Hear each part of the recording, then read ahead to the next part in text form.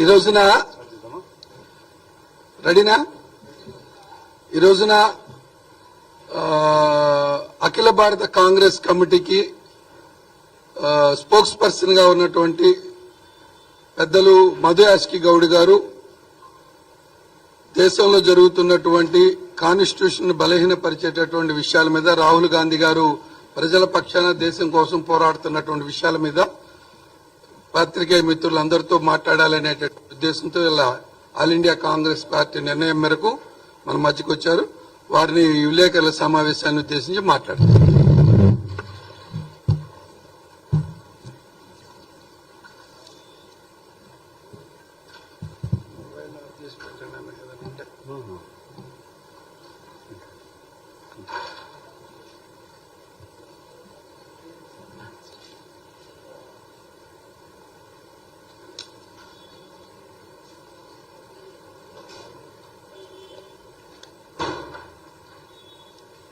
Cut చేద్దాం, పెట్టుకుంటారు గిట్ట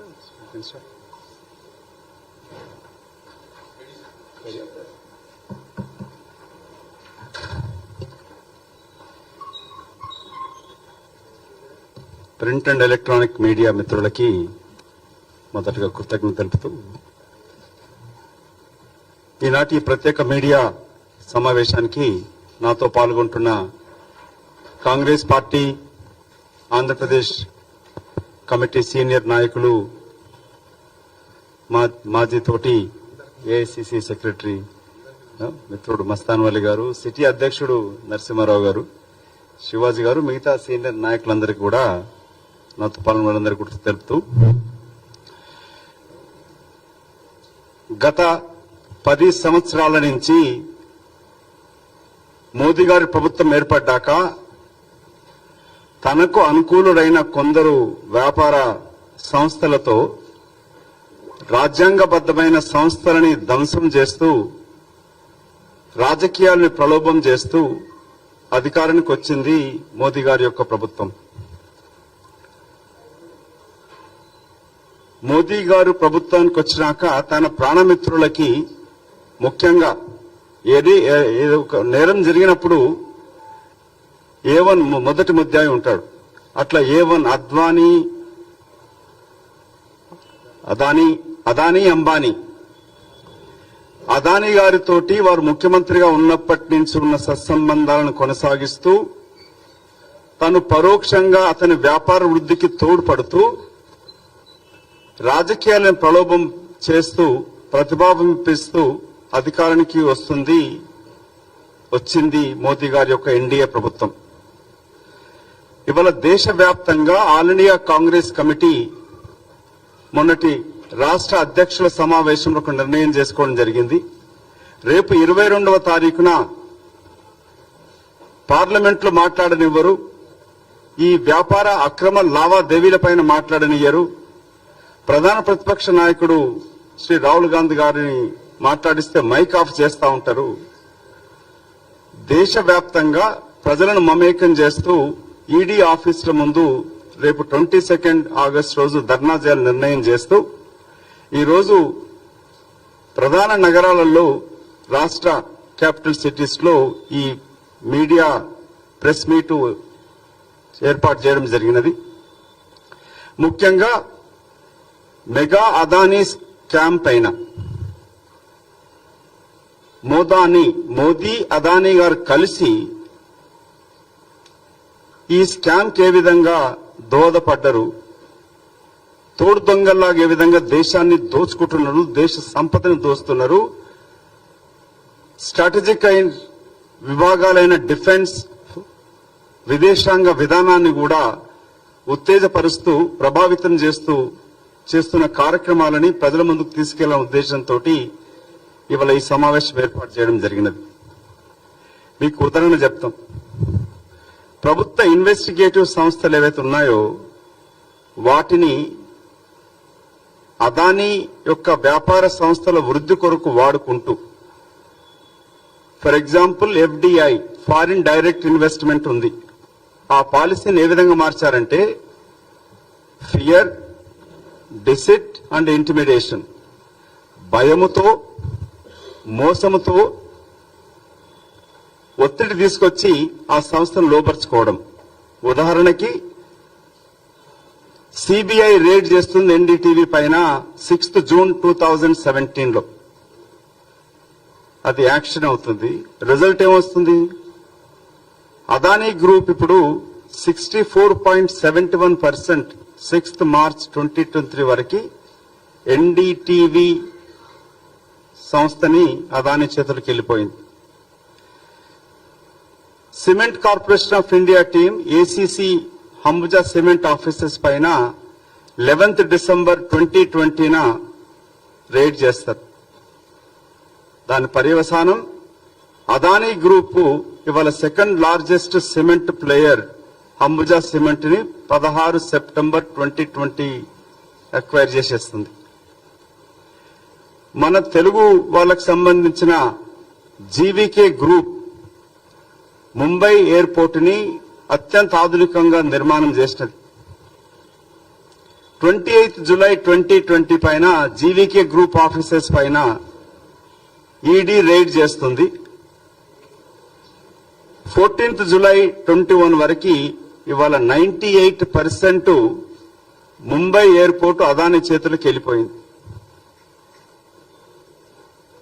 income tax officials Queens offices ని నోయిడాలో 11th October 2018లో రైడ్ చేస్తే అదానీ ఈ రోజు 49% ఆ సంస్థలో వాటాలు చేజిక్కించుకుంది. ఇన్కమ్ ట్యాక్స్ రైట్స్ మన ఆంధ్రప్రదేశ్ సంబంధించిన నెల్లూరు కృష్ణపట్నం పోర్టు పైన 29th March 2018లో రైడ్ చేస్తుంది. అదానీ పోర్ట్స్ అండ్ ఎస్సీజెడ్ మొత్తం కృష్ణపట్నం పోర్టుని 5th October 2020 2 సంవత్సరాల లోపలనే స్వాధీనం చేసుకుంటుంది. అట్లాగే అల్ట్రాటెక్ సిమెంట్ పైన కుమారమంగళం బిర్లాకు సంబంధించిన అతను అదానీ సంస్థ ఇండియా సిమెంట్ ని ఎక్వైర్ చేయబోతుందని చెప్పినంత మాత్రాన 27 June చెప్తే 6th August పైన కరప్షన్ కేసు పైన ఈడీ వాళ్ళపైన సిబిఐ రేడ్ చేస్తా ఉంది. ఇవి కొన్ని మీకు ఉదాహరణలు చూస్తే ప్రభుత్వ సంస్థలైన ఇండియాలో బిగ్గెస్ట్ బ్యాంక్ అయిన ఎస్బీఐ అండ్ ఎల్ఐసి ఇన్సూరెన్స్ కంపెనీలు, అందులో ఎల్ఐసిలో 30 కోట్ల పైన సామాన్య దేశ ప్రజలు వాళ్ళ పాలసీలు ఉన్నాయి. సామాన్య ప్రజలు వేలాది కోట్లు ఎస్బీఐలో ఇన్వెస్ట్మెంట్ చేసినారు. ఎవరి ఒత్తిడితోటి ఇవాళ అదానీ కంపెనీలలో ఎస్బీఐ ఎల్ఐసిలు షేర్లు పెడతా ఉన్నాయి. అదానికి సంబంధించిన ముద్రా ప్లాంట్ పైన ప్లస్ నవీ ముంబై ఎయిర్పోర్ట్లకి యూపీ ఎక్స్ప్రెస్ వేకి ఎలాంటి నిబంధనలు పాటించకుండా ఎస్బీఐ ఎల్ఐసి వాళ్ళకి లోన్లు ఇస్తా ఉంటుంది. అదానీ ఎంటర్ప్రైజెస్ ఈపీఓకి ఎల్ఐసి ఎస్బీఐ కొన్ని కోట్ల రూపాయలు షేర్స్ ఎక్వైర్ చేస్తుంది, డిఫాంక్ట్ కంపెనీ అయినాక కూడా. ఈ ఎల్ఐసి ఎస్బీఐకి ఎవరి ఇన్స్ట్రక్షన్స్ తోటి ఈ ఇన్వెస్ట్మెంట్ అదానీ గ్రూప్ లో పెడుతుందనేది ఇన్వెస్టిగేషన్ జరగాల్సిన అవసరం ఉన్నది. ఈ కంపెనీ బెయిల్అవుట్ అదానీకి సంబంధించిన బ్యాంక్రప్ట్ అయ్యే సంస్థలని బెయిల్అవుట్ చేయడానికి కొరకు ఎవరి ఒత్తిడితోటి జరుగుతుందనే దానిపైన విచారణ జరగాలని కాంగ్రెస్ పార్టీ డిమాండ్ చేస్తా ఉంది. ఇవి ఒకటే కాకుండా వైటల్ ఫైనాన్షియల్ సెక్టర్స్ ఎస్బీఐ గాని ఎల్ఐసి గిట దివాలా తీస్తే దేశ ఆర్థిక వ్యవస్థ అతలాకుతలం అయిపోతుంది. అట్లాంటి సంస్థలు ఒక దిక్కు అవుతే విదేశాంగ వ్యవస్థనే దిగజారుస్తూ మోదీ గారు విదేశ పర్యటనకు వెళ్ళినప్పుడు బంగ్లాదేశ్ గాని ఇజ్రాయెల్ గాని ఆస్ట్రేలియా గాని తన ప్రాణమిత్రుడు అదానిని వెంట తీసుకెళ్లి అక్కడి ప్రభుత్వాల పైన ఒత్తిడి తీసుకొచ్చి కోల్ మైన్స్ గాని పవర్ ప్రాజెక్టులు డ్రోన్ మ్యానుఫ్యాక్చరింగ్లు వీట్లలో కేవలం అదానీకే అప్పజెప్పడం జరుగుతా ఉన్నది. మీకు ఉదాహరణ తీసుకుంటే బంగ్లాదేశ్ లో అదానీ కోల్ ఇంపోర్ట్స్ ఏమో ఆస్ట్రేలియాకి వెళ్ళి చేస్తుంది, జార్ఖండ్ లో విద్యుత్ ఉత్పాదన చేస్తుంది బంగ్లాదేశ్ కి సరఫరా కొరకి. బంగ్లాదేశ్ సరఫరా కాకుండా పర్చేజ్ అగ్రిమెంట్ చేసి ఇప్పుడు అది ఎండెడప్ ఇండియాలోనే ఈ పవర్ మ్యానుఫ్యాక్చర్ విద్యుత్ ఉత్పాదనని ఇండియాలో ప్రభుత్వం కొంటా ఉంది. అది సామాన్య ప్రజల పైన మీరు విద్యుత్ బిల్ ఒకసారి చూసుకుంటే 2014 కన్నా ముందర 2014 తర్వాత ఎంత విద్యుత్ ఛార్జ్ పెరిగినా ఒకసారి గమనించండి. మనందరి అకౌంట్ తీసుకుంటే తెలుస్తుంది మీకు ఏ విధంగా దీనిపైన ప్రభావం చూపించింది అనేది. అట్లాగే శ్రీలంక అక్కడ ports terminal Colombo west container terminal కొరకి సెప్టెంబర్ 2021లో 35 సంవత్సరాల కొరకు లీజ్ తీసుకోవడం జరుగుతుంది. గవర్నమెంట్ టు గవర్నమెంట్ అనే లీజ్ అనేది అక్కడ శ్రీలంకన్ ఫారిన్ మినిస్టర్ హలీ సబ్రీ గారు చెప్తారు. ప్రభుత్వం టు ప్రభుత్వానికి ఉన్న కాంట్రాక్ట్ ని సోల్ నామినీగా అదానీ పోర్ట్స్ ని ఇండియన్ ప్రభుత్వం నామినేట్ చేస్తా ఉంది. ఎలాంటి ఓపెన్ బిడ్డింగ్ లేకుండా అదానికి ఏకపక్షంగా అంటగట్టిండు నరేంద్ర మోదీ గారు. అట్లాగే శ్రీలంక విండ్ పవర్ దాంట్లో అక్కడ ఈ విండ్ పవర్ కాంట్రాక్ట్ ని కూడా శ్రీలంక మన్నార్ డిస్ట్రిక్ట్ లో అదానీ గ్రూప్ కి ఇవ్వాలని ఒత్తిడి తెచ్చినట్టు అక్కడి Sri Lankan Ceylon electric board director mister ఫెర్నాండినోడు వాళ్ళ పార్లమెంట్ ముందు టెస్టిఫై చేస్తూ ద ప్రెసిడెంట్ అప్పుడున్న రాష్ట్రపతి Gotabaya Rajapaksa summoned me after a meeting and said that India's prime minister Modi is pursuing him to hand over the project to Adani group. Sri Lankan యొక్క రాష్ట్రపతి పైన అతను మోదీ గారు ఒత్తిడి తీసుకొచ్చి ఈ విండ్ పవర్ ప్రాజెక్టు ని అదానికే ఇవ్వాలని చెప్పి ఒత్తిడి తీసుకొచ్చిందని చెప్పి అక్కడ ఎలక్ట్రిసిటీ బోర్డు హెడ్ చెప్పడం జరిగింది. ఇవే కాకుండా ఇజ్రాయెల్ తోటి 2017లో ఇజ్రాయెల్ ట్రిప్ కి అదానీని తీసుకెళ్తాడు.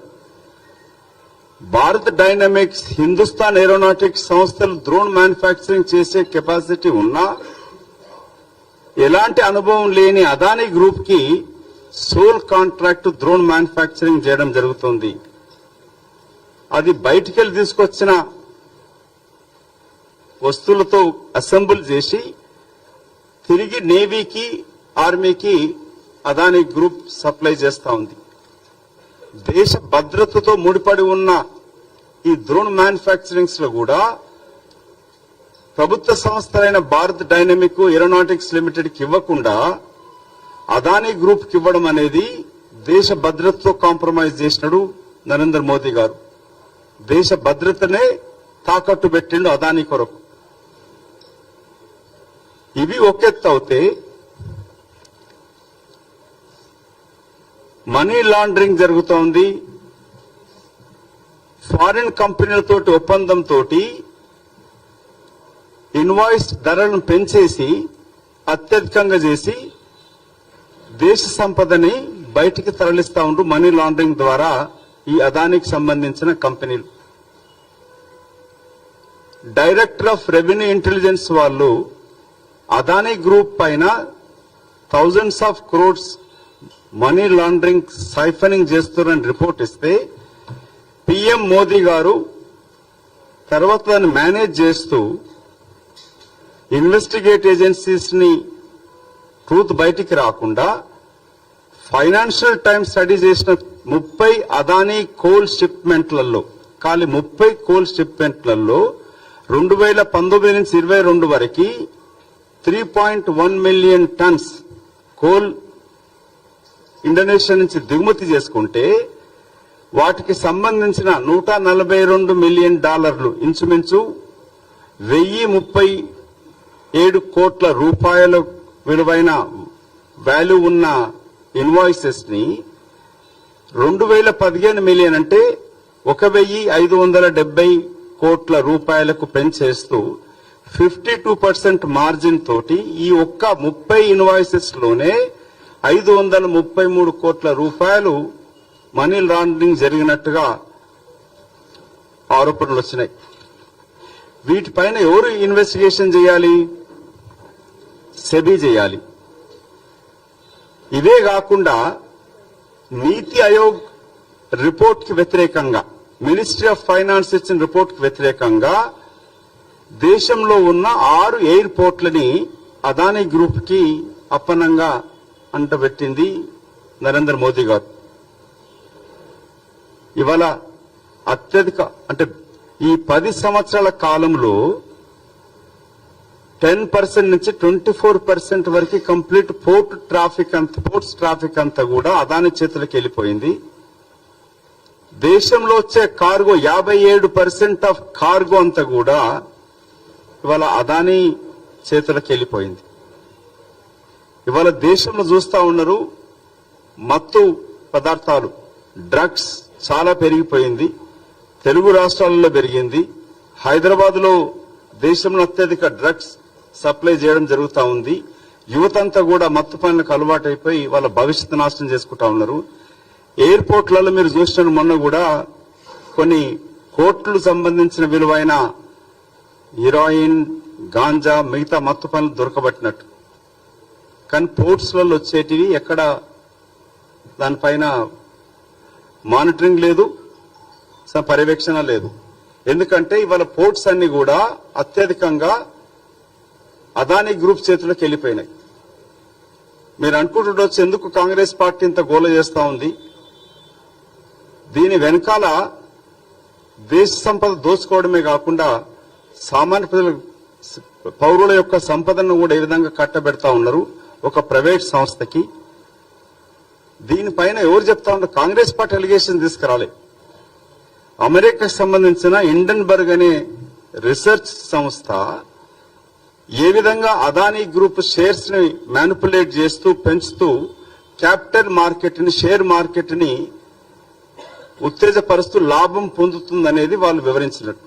దానిపైన దేశంలో అత్యున్నత న్యాయస్థానం సుప్రీంకోర్టు ఆఫ్ ఇండియా వీటిపైన ఎవరు కార్పొరేట్ పైన ఎవరు రెగ్యులేటరీ అధికారం ఎవరుకుంటుంది? అది ప్రభుత్వం పైన ఉండదు, సెబీ పైన ఉంటుంది. అది సెబీ విచారణ జరపాలి. ఏ విధంగా వీళ్ళు స్టాక్ మార్కెట్ ని మ్యానిపులేట్ చేస్తుంది ఒక కంపెనీ, లేక అకౌంట్స్ మ్యానిపులేషన్ ఏ విధంగా చేస్తా ఉన్నారు, ఇర్రెగ్యులారిటీస్, ట్రాన్స్పరెన్సీ లేకుండా వ్యాపారం ఎట్లా నడుపుస్తున్నారు అనేది విచారణ చేయాల్సింది సెబీ. దానిపైన విచారణ చేయమని చెప్పని గౌరవ సుప్రీంకోర్టు ఆదేశించినది. మీకు చెప్పిన కొన్ని ఉదాహరణలు మీరు చూసుకుంటే ఏ విధంగా కంపెనీస్ అన్ని వాళ్లకు అంటగట్టి పెట్టినారు. సుప్రీంకోర్టు ఏం ఆదేశించింది? 2 నెలల లోపున అదానీ సంస్థలపైన విచారణ చేసి రిపోర్ట్ ఇవ్వమని చెప్పినది. దానికి సెబీ ఏం చేసినది? 18 నెలలు తీసుకున్నది. ఇక్కడే వచ్చింది అసలు సమస్య అంతా కూడా. ఇది క్విట్ ప్రో కో కింద. ప్రస్తుతం ఉన్న SEBI chairperson Madhabi puri bush అనే ఆమె ఏ విధంగా కాన్ఫ్లిక్ట్ ఆఫ్ ఇంట్రెస్ట్ అంటే, ఇప్పుడు ఒక న్యాయవాదిని నేను, క్లయింట్కి సంబంధించిన ఇన్ఫర్మేషన్ ఉన్నప్పుడు కాన్ఫ్లిక్ట్ ఆఫ్ ఇంట్రెస్ట్ కింద క్లయింట్ చేసే వ్యాపారంలో పాల్గొనకూడదు. ఇవాళ సెబీ ఏం చేస్తా ఉంది? ఇన్వెస్టిగేషన్ ని నీళ్లు గార్చడం కాకుండా 18 నెలలు తీసుకొని సెబీ చైర్పర్సన్ ఎవరైతే ఉన్నారో ఆమెకు సంబంధించిన కన్సల్టింగ్ ఫర్మ్ 361 ఫండ్స్ అనేది అది అదానీ కుటుంబానికి సంబంధించిన కంపెనీలు. అవన్నీ వినోద్ అదానీ, చాంగ్ అండ్ హైల్ వాళ్ళకి సంబంధించిన కంపెనీలు. ఆ కంపెనీలలో ఇన్వాయిసెస్ అధికం చేసి డబ్బులు కాజేసిన ఆరోపణలు ఉంటున్న సమయంలో సెబీ వాటిపైన ఇన్వెస్టిగేషన్ చేయాల్సిన పక్కన పెడుతూ 2008 కాంగ్రెస్ ప్రభుత్వం ఉన్నప్పుడు, యూపీఏ ప్రభుత్వం ఉన్నప్పుడు సెబీ యొక్క అకౌంటింగ్ ట్రాన్స్పరెన్సీ ఉండాలి, పటిష్టంగా పనిచేయాలనే దాంతో కొన్ని రూల్స్ తీసుకొచ్చింది. దానికి రూల్స్ ఏంటంటే సెబీలో పనిచేసే హయ్యర్ లెవెల్ ఆఫీసర్స్ ఎవరు కూడా ఎలాంటి ప్రొఫెషనల్ ఫీజు తీసుకోవడం గాని కన్సల్టింగ్ చేయడం గాని సెబీ చైర్పర్సన్ ఉన్నప్పుడు ఈ వ్యాపార లావాదేవీలు ఆ కంపెనీలతోటి ఉండకూడదు. అది ఇన్వెస్టర్స్ ని ఇన్ఫ్లుయెన్స్ చేస్తుంది. ఇన్వెస్టర్స్ డబ్బులు పోతా ఉంటది. దేశంలో ఉన్న దేశం యొక్క ఆర్థిక వ్యవస్థలపైన ప్రభావం పడుతుంది. విదేశాల నుంచి వచ్చే ఎఫ్డిఐస్ రావు. దేశ మొత్తం నష్టపోతుందని దాంతో ఈ రూల్స్ తీసుకొచ్చి పెట్టడం జరిగినది. కానీ ఇక్కడ ఏం జరిగిందనంటే 2017లో మదాబిపూరి అనే ఆమె సెబీలో జాయిన్ అవుతుంది. 22కి వచ్చే వరకు ఆమె టాప్ పొజిషన్కి వచ్చేస్తుంది. ఆమెకు సంబంధించిన Agora advisory private limited 99% stock holding ఆమెకి ఆమె భర్తకు సంబంధించిన వాళ్ళకే ఉన్నది. ఈ ఆరోపణలు వచ్చినాక సెబీ చైర్పర్సన్ ఏం చెప్తా ఉంది, తనకు సంబంధం లేదని చెప్తా ఉంది. కానీ March 24 financial year ending reports ప్రకారంగా రికార్డ్స్ పరిశీలన చేస్తే ఆమెకి ఇంకా అందులో వాటాలు ఉన్నట్టు తేలుతా ఉంది. దాని కొరకే joint parliamentary committee investigation JPC వేయాలని చెప్పి ప్రభుత్వాన్ని డిమాండ్ చేస్తుంది కాంగ్రెస్ పార్టీ ప్రధాన ప్రతిపక్ష నాయకుడు రాహుల్ గాంధీ గారు. గతంలో కాంగ్రెస్ యూపీఏ ప్రభుత్వం ఉన్నప్పుడు 2G స్కామ్ గాని మిగతా ఆరోపణలు వచ్చినప్పుడు బెదరకుండా మన్మోహన్ సింగ్ గారి ప్రభుత్వం జేపీసీని అపాయింట్ చేయడం జరిగినది. ఇవాళ ఎందుకు నరేంద్ర మోదీ గారు దీనిపైన మాట్లాడడు? జేపీసీ వేయాలనే అన్ని ప్రతిపక్ష డిమాండ్ అని తిరస్కరిస్తాడు. దీనిపైన ఎలాంటి యాక్షన్ తీసుకోవట్లేదు. సుప్రీంకోర్టు ఆఫ్ ఇండియా అపాయింట్ చేసిన ఎక్స్పర్ట్స్ కమిటీ పైన ఈ దేశ ఉపరాష్ట్రపతి కాంగ్రెస్ పార్టీ లేవనెత్తిన ఆరోపణలతోటి దేశ ఆర్థిక వ్యవస్థ చిన్నాభిన్నమవుతుందని చెప్పి మాట్లాడతాడు. వైస్ ప్రెసిడెంట్ రాజ్యసభ చైర్మన్ కూడా అతను హౌస్ హెడ్ గా ఉండి రక్షించాల్సింది పోయి పార్టీజన్ గా పనిచేస్తూ ఈ 24 ఫైనాన్షియల్ ఇర్రెగ్యులారిటీస్ ఏవైతే జరిగినాయో వాటిపైన ఇన్వెస్టిగేషన్ చేయకుండా అటు లోక్సభ స్పీకరు ఇటు రాజ్యసభ చైర్మన్ అడ్డుకుంటా ఉన్నారు. అందుకే రాహుల్ గాంధీ గారు ప్రధాన ప్రతిపక్ష నాయకుడిగా లేవనెత్తిన కొన్ని క్వశ్చన్స్ మేము ముందు పెడతాం. అదానీ మెగా స్కామ్ సెబీ ఎందుకు విచారణ జరపట్లేదు? సెబీ చైర్పర్సన్ అయిన మదాబిపూరి ఎందుకు రాజీనామా చేయట్లేదు? తనకు కాన్ఫ్లిక్ట్ అతనికి ఆమెకి ఇందులో అదానీ కంపెనీ వాటాలు ఉన్నప్పుడు ఆమె ఏ విధంగా విచారణ చేస్తుంది? కంచె చైన్ వేసినట్టుగా అవుతుంది. ఆమెనే తోడు దొంగ అయి ఉండి విచారణ ఎట్లా చేస్తుంది కంపెనీల పైన అనేది ప్రశ్న. అందుకే కాంగ్రెస్ పార్టీ దీనిపైన లేవనెత్తుతున్న ప్రశ్న ఏంటంటే గౌతమ్ అదానీ, సెబీ చైర్పర్సన్ మోదీ ఈ ముగ్గురు కలిసి చేస్తున్న స్కాము దేశ ఆర్థిక వ్యవస్థ పైన ప్రభావం చూపడమే కాకుండా దేశ వనరులను దోచుకోవడమే కాకుండా రాజకీయాలను కూడా ప్రభావితం చేస్తూ రాజ్యాంగ సంస్థలని సర్వనాశనం చేస్తా ఉన్నాయి. ఇవాళ రాష్ట్రాలకు సంబంధించి తెలుగు రాష్ట్రాలైనా ఆంధ్రప్రదేశ్ రాష్ట్రానికి రావాల్సిన కొన్ని వేల కేంద్ర ప్రభుత్వ నిధులు గాని అట్లాగే మిగతా రాష్ట్రాలకు రావాల్సిన నిధులను కూడా ప్రభుత్వం దగ్గర నిధులుంటే ఇస్తుంది. అవి ఇవ్వకుండా ఎందుకు పోతుందంటే దేశ సంపద అంతా కూడా అదానీ చేతులకు మారుతుంది. కాబట్టి ఇవాళ కాంగ్రెస్ పార్టీ జేపీసీ వెయ్యాలనే డిమాండ్ తోటి ప్రజల ముందుకు రావడానికి కొరకే ఈ యొక్క ఫ్యాక్ట్స్ ఏవైతే మేము ఇన్వెస్టిగేషన్ చేసి ఉన్నాయో ఇది కాంగ్రెస్ పార్టీ తీసుకొచ్చింది కాదు. ఇది సాక్షాత్తు గౌరవ సుప్రీంకోర్టే దీని విచారణ ఆదేశించింది. దాని ముందుకు జరగకుండా దొక్కుతున్నది సెబీ. దానికే ఇది పూర్తి విచారణ జరగాలి, సమగ్ర విచారణ జరగాలి, ట్రాన్స్పరెన్సీ ఉండాలి, అకౌంటబిలిటీ ఉండాలి, ప్రభుత్వ సంస్థలు నిర్వీర్యం కాకుండా కాపాడాలి, రాజ్యాంగ వ్యవస్థను కాపాడుకోవాలనంటే దానికి ఒకటే ఒక మార్గం జాయింట్ పార్లమెంటరీ కమిటీ వెయ్యాలి. దాంట్లో ప్రతిపక్ష సభ్యులు ఉంటారు, అధికార పార్టీ సభ్యులు ఉంటారు. అప్పుడే నిజానిజాలు బయటకు వస్తాయని చెప్పే ఉద్దేశంతో ఈ యొక్క మీడియా సమావేశం ఏర్పాటు చేస్తూ ప్రజల ముందుకు, ప్రజా కోర్టుకు ఇవాళ కాంగ్రెస్ పార్టీ ఈ విషయాన్ని తీసుకురావడం జరిగినది. మీ ద్వారా ప్రజలకు తెలియాలనే ఉద్దేశంతో తీసుకొచ్చాం. దానికి వచ్చిన మీ అందరికి కూడా ప్రత్యేక కృతజ్ఞతలు. మీకు ఈ డౌట్స్ ఉంటే కాపీస్ అన్ని కూడా మా మిత్రులు పార్టీ ఎగ్జిక్యూటివ్ మీకు పంపిస్తారు. నేను చెప్పినవన్నీ కూడా ఆధారాలతోటి, డేట్స్ తోటి ఇచ్చాం. ఇది కాంగ్రెస్ పార్టీ తీసుకొచ్చింది కాదు. ఇవన్నీ కూడా ఇన్వెస్టిగేషన్స్ వచ్చాయి. దీంట్లో ఏ విధంగా సిబిఐ, ఈడీ, ఇన్కమ్ ట్యాక్స్ డిపార్ట్మెంట్లను ఉపయోగించుకొని ప్రత్యర్థులైన సంస్థలపైన దాడులు చేస్తూ అదానికే లాభం చేకూర్చేటట్టుగా ప్రధానమంత్రి నరేంద్ర మోదీ గారు తీసుకున్న నిర్ణయాలకు వ్యతిరేకంగా దేశవ్యాప్తంగా దేశ ప్రజలు దీంట్లో అపారంగా నష్టపోతా ఉన్నారు. విదేశాంగ వ్యవస్థ కాంప్రమైజ్ అయింది. అన్నిటికన్నా ఎక్కువ డిఫెన్స్ కూడా ప్రైవేట్ చేతులు, అదాని చేతులకు వెళ్లిపోయింది. పోర్ట్స్, ఎయిర్పోర్ట్స్, విద్యుత్ ఉత్పాదన అన్ని ఒక వ్యక్తి చేతులు ఉన్నప్పుడు చిన్న చిన్న వ్యాపారస్తులు కూడా అపారంగా నష్టపోతారు. ఇది ప్రజలకు సంబంధించిన విషయం కాబట్టి దీంట్లో మీరు కూడా భాగం పంచుకోవాలని కూడా మేము ప్రజలను కోరుతా ఉన్నాం.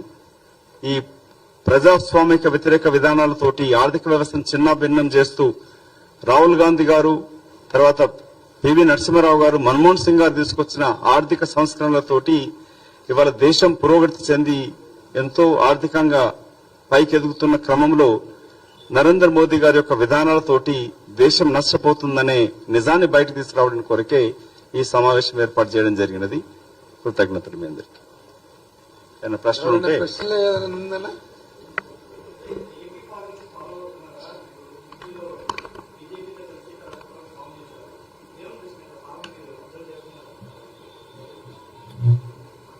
ఇది చేస్తా ఉన్నాము. అంటే ఈరోజు ముఖ్య ప్రెస్ మీట్ కాకుండా మిత్రులు అడిగారు కాబట్టి నేను కూడా తెలుగు రాష్ట్రం సంబంధించిన వ్యక్తులు, బీజేపీ, టీడీపీ కలిసి ఇక్కడ పరిపాలన చేస్తున్నాయి. డైల్యూట్ దీనిపైన మీరు మనం ఆఫ్ ద రికార్డ్ మాట్లాడవచ్చు, లేకపోతే ఈ విషయం మిత్రులు మీరు సపరేట్ మాట్లాడదాం. దానిపైన మాట్లాడే విషయాలు ఉన్నాయి, మీరు తర్వాత మాట్లాడుతుంది. మీకు చెప్తాను దాంట్లో ఏ విధంగా రాష్ట్ర ఇంట్రెస్ట్ కాంప్రమైజ్ చేస్తుంది అనేది. పూర్తి కేంద్ర ప్రభుత్వం నిర్వహించాల్సిన బాధ్యతని తెలుగు ప్రజలు, ఆంధ్రప్రదేశ్ ప్రజలపై రుద్దుతా ఉన్నది ఈ ప్రభుత్వాలు అనేది మరొకసారి మీకు ఫ్యాక్ట్స్ తోటి బయటకు తీసుకొస్తుంది.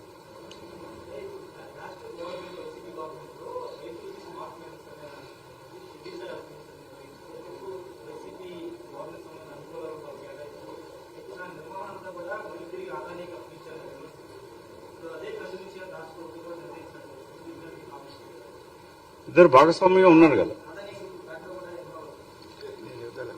దీంట్లో. బ్రదర్, సార్ గారి contention all India Congress committee దేశవ్యాప్తంగా నరేంద్ర మోడీ విధానాలు భారత జాతిని, ఈ దేశాన్ని నష్టపరుస్తుంది. భారతీయులందరూ కూడా చిన్న చిన్న ఇన్వెస్టర్స్, ఇవాళ మీరు చూడండి ఎక్కడ ఫేస్బుక్ లో చూసిన ఇన్వెస్ట్ చేయండి అని చెప్తా ఉన్నారు. అదానీ మీడియా ద్వారా ఇన్వెస్ట్ చేసిన భారత ఇన్వెస్టర్స్ నష్టపోతున్నారు. దీని మీద జాయింట్ పార్లమెంటరీ కమిటీ వేయాలనేటటువంటి రాహుల్ గాంధీ గారి యొక్క డిమాండ్ ని పెడచెవి పడుతున్నారు. దేశంలో అత్యున్నత న్యాయస్థానం సుప్రీంకోర్టు చెప్పినా కూడా సెబీ దాన్ని ఒక దశల వారీగా అలసత్వం చేస్తా ఉంది. ఇవాళ మధు యాష్కి గౌడ్ గారిని ఇక్కడ పంపించే ఉద్దేశం దేశవ్యాప్తంగా 12 మంది ఇవాళ జాయింట్ పార్లమెంటరీ కమిటీ ఎందుకు వేయాలి, ఏమి నరేంద్ర మోడీ చేస్తున్న దుర్మార్గ విధానాలు, ఏ విధంగా భారత జాతి నష్టపోతుంది, ఏ విధంగా భారతదేశం ఆర్థికంగా చితికిపోతుంది, ఏ విధంగా నరేంద్ర మోడీ కార్పొరేట్ శక్తులకు మరి దోచిపెడుతున్నాడు, దాని మీద మాట్లాడుతా ఉన్నారు. దయచేసి దాని మీరు అన్నట్టు అదానీ గారు కూడా one of the part. Andhra రాష్ట్రం 10.5 లక్షల కోట్ల అప్పులో వెళ్ళడంలో అదానీ కూడా ఒక పార్ట్ అని చెప్పి వారు చెప్పేటటువంటి ప్రయత్నం. దీని మీద ప్రశ్నలు అడగండి, తప్పకుండా మధు యాష్కి గౌడ్ గారు రాహుల్ గాంధీ గారి యొక్క ఆలోచనలు మీరు ముందుకు పెట్టేటటువంటి ప్రయత్నం చేస్తారు.